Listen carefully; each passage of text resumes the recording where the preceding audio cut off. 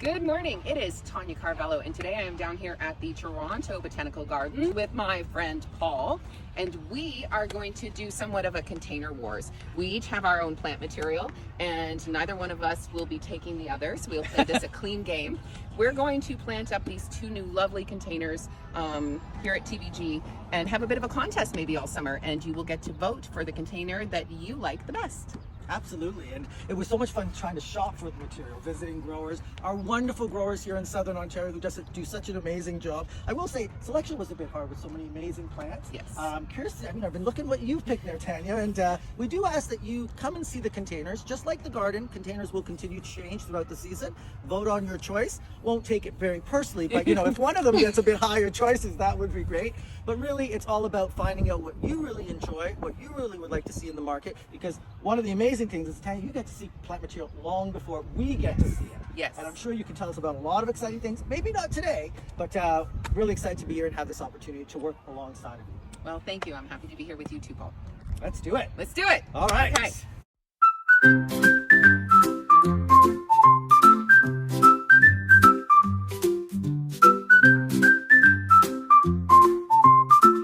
So Paul, what plants have you got here?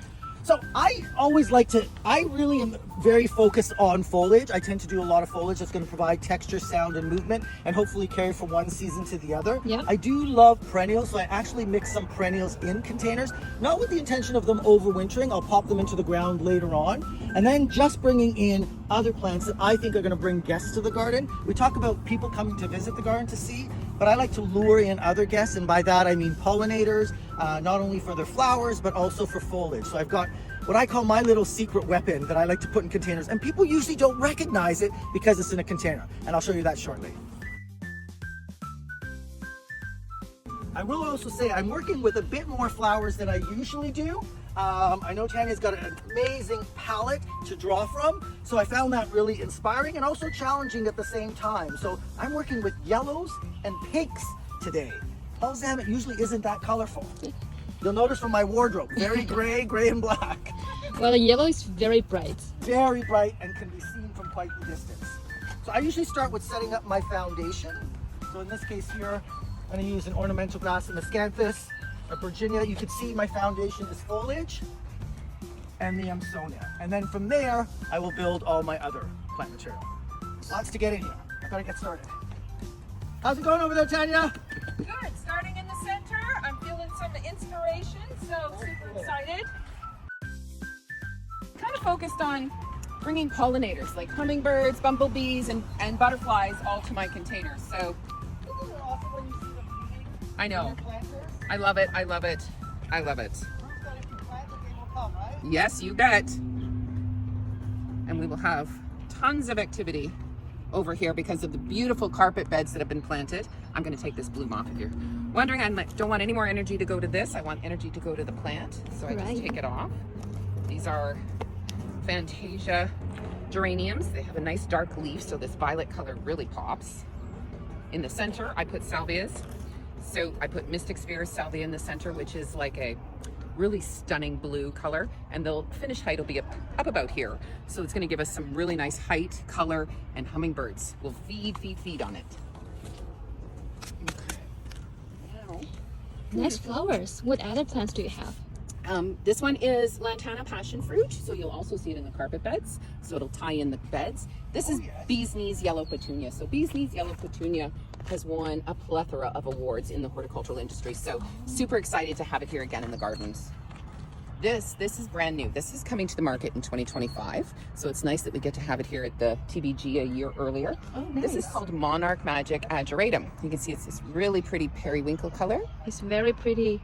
So I had this in my yard last year, and I had at any given time 20 or more monarchs flying around my backyard. They absolutely love it. The color is amazing. So I'm going to get this into the container as well. Now this Monarch Magic, you can see it's got some guts. It can be pretty vigorous. So after I plant it, I am going to pinch it down a little bit, Right. so everything else can catch up. People tend to think I'm taking all the color away, but don't worry, it'll come back. And then I like to build my way out to the edge. Finish with my fillers.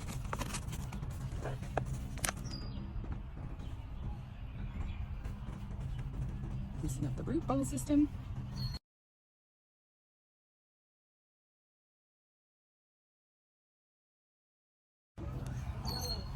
How is it going here, Paul? It's going great. One of my greatest joys is just feeling the plants, feeling the container media. One tip that I would say that I also often like to do is before I go to plant them in the container, I like to water everything before, sometimes even with a little bit of like a starter fertilizer, give them a little bit of a charge, give them a little bit of a boost, and then of course water afterwards.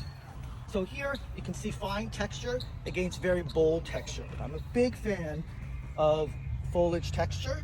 So that's something I will play on. The canna lilies will become quite tall. This isn't a giant canna, it's only to about 3 feet. So big, very bold with fine greens. And then I'll punctuate with foliage colors of purple and other fun shades. Now I will say something that I do, which I'm not going to do today, is I typically cut most of my flowers off when I plant up my containers. I know, yes. Oh, how's I cut them off because I want the plant to put more energy into producing more flowers. Right. I know this one's about the show and I've got tough competition with Tanya, so I'm actually going to leave mine on this time. But usually I do take them off. And in this case here, this Amsonia hubertii, wonderful perennial in the garden.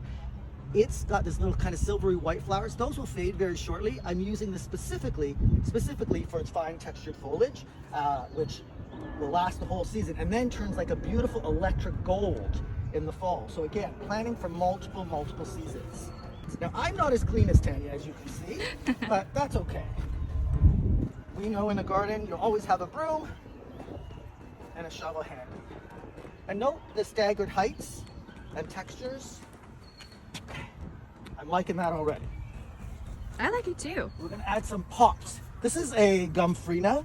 It produces these tiny clusters of pink flowers with these little golden centers. Yeah. Believe it or not, that's multiple flowers. That isn't one flower, it's multiples.